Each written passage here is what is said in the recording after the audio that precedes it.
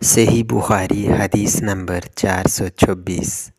حضرت عائشہ رضی اللہ عنہا سے روایت ہے، آپ فرماتی ہیں کہ رسول اللہ صلی اللہ علیہ وسلم اپنے تمام کاموں میں جہاں تک ممکن ہوتا دائیں طرف سے شروع کرنے کو پسند فرماتے تھے، طہارت کے وقت بھی، کنگھا کرنے اور جوتا پہننے میں بھی۔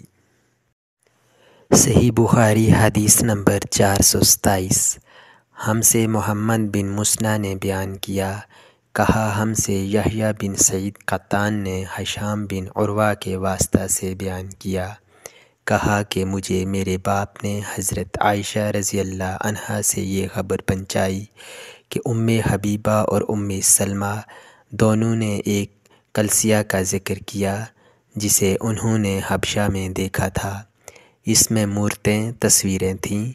انہوں نے اس کا تذکرہ نبی کریم صلی اللہ علیہ وسلم سے بھی کیا۔ آپ نے فرمایا کہ ان کا یہ قاعدہ تھا کہ اگر ان میں سے کوئی نیکوکار نیک شخص مر جاتا تو وہ لوگ اس کی قبر پر مسجد بناتے اور اس میں یہی مورتیں، تصویریں بنا دیتے۔ پس یہ لوگ اللہ کی درگاہ میں قیامت کے دن تمام مخلوق میں برے ہوں گے۔ صحیح بخاری حدیث نمبر 428۔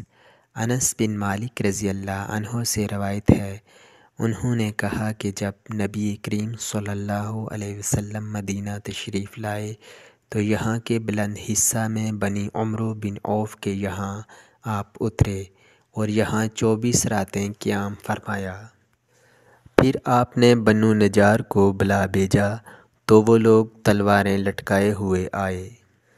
انس نے کہا گویا میری نظروں کے سامنے نبی کریم صلی اللہ علیہ وسلم اپنی سواری پر تشریف فرما ہیں، جبکہ ابوبکر صدیق رضی اللہ عنہ آپ کے پیچھے بیٹھے ہوئے ہیں اور بنو نجار کے لوگ آپ کے چاروں طرف ہیں، یہاں تک کہ آپ ابو ایوب کے گھر کے سامنے اترے اور آپ یہ پسند کرتے تھے کہ جہاں بھی نماز کا وقت آ جائے فوراً نماز ادا کر لیں۔ آپ بکریوں کے باڑوں میں بھی نماز پڑھ لیتے تھے۔ پھر آپ نے یہاں مسجد بنانے کے لیے حکم فرمایا۔ چنانچہ بنو نجار کے لوگوں کو آپ نے بلوا کر فرمایا کہ اے بنو نجار، تم اپنے اس باغ کی قیمت مجھ سے لے لو۔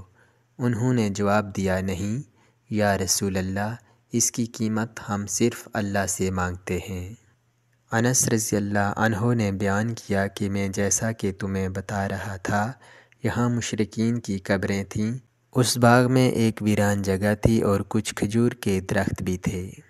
پس نبی کریم صلی اللہ علیہ وسلم نے مشرکین کی قبروں کو اکھڑوا دیا، ویرانہ کو صاف اور برابر کرایا اور درختوں کو کٹوا کر ان کی لکڑیوں کو مسجد کے قبلہ جانب بچھا دیا اور پتھروں کے ذریعہ انہیں مضبوط بنا دیا۔ صحابہ پتھر اٹھاتے ہوئے رجز پڑھتے تھے اور نبی کریم صلی اللہ علیہ وسلم بھی ان کے ساتھ تھے اور یہ کہہ رہے تھے کہ اے اللہ، آخرت کے فائدہ کے علاوہ اور کوئی فائدہ نہیں، پس انصار و مہاجرین کی مغفرت فرمانا۔